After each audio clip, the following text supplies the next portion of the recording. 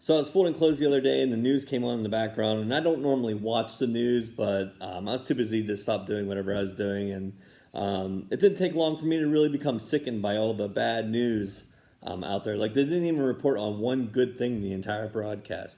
And some people watch this stuff day in, day out. No wonder our worldview is that of hurt and pain, anguish, dread, anxiety. Come on, but wait. What if the news only broadcasted the good, right? Like, what if when we watched the news, all we saw was love? And not just any love, but the love of Jesus. And that is the perfect segue into my new 3-part series called Love Like Jesus, where we're going to take a look at 3 ways Jesus himself loved the church. Today I'm talking about one of them, the way Jesus forgave sinners. And I'm jumping right into Luke 23, where Jesus is hanging on the cross. He had never sinned, completely innocent, but he's hanging there to die between 2 criminals. And Luke says this: 2 other, both criminals, were led out to be executed with him.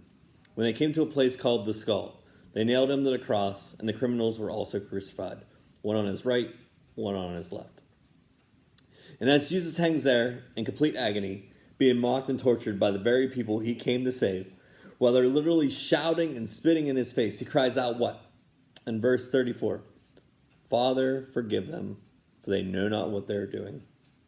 It's a quote we've heard 1,000 times in our lives, but can you imagine your son or daughter saying that as they're being tortured and dying, calling out in agony, calling out in desperation, calling out in sadness, "Dad, Dad, forgive them." This is Jesus practicing what he preaches. Remember in Luke 6, love your enemies, do good to those who hate you, bless those who curse you, pray for those who hurt you. Jesus, forgiver of sins, spent one of his last breaths praying for the very people that crucified him. And because he gave his life on the cross, we are forgiven for all our sins and wrongdoings. Through him, we are saved. You see, we're not only sinners who receive forgiveness, but we're sinners who are called by Jesus to love him and forgive others sinners as well. And listen, you may be feeling hurt or wronged. You may be the victim of someone purposely adding evil to your life.